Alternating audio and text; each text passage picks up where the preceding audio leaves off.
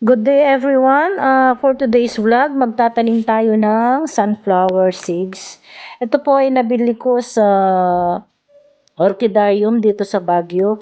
Ayan, yung 6 pieces na yan ay 20 pesos ang nabili ko.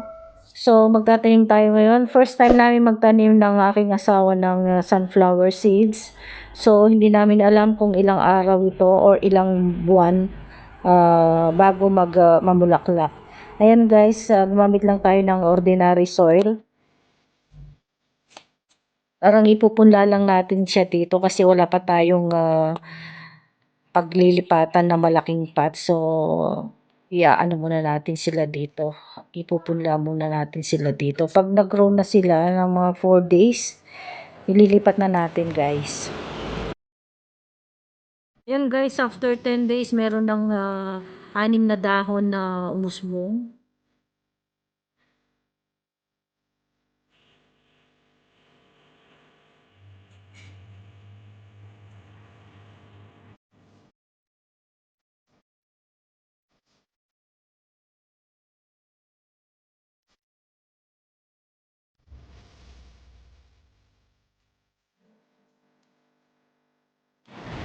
Ayan guys, dahil wala kaming extra paso, ayan, naihalo lang namin dito sa may palmera.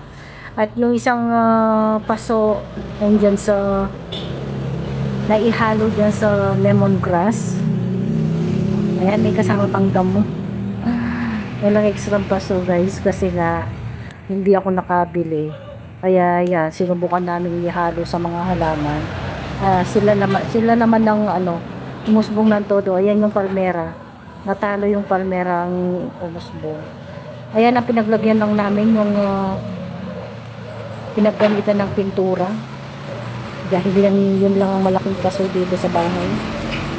Ayan, lalagyan ng pintura guys. Ayan yung isang, natalo din yung lemongrass. Yung isang kaso. Ayan na sila.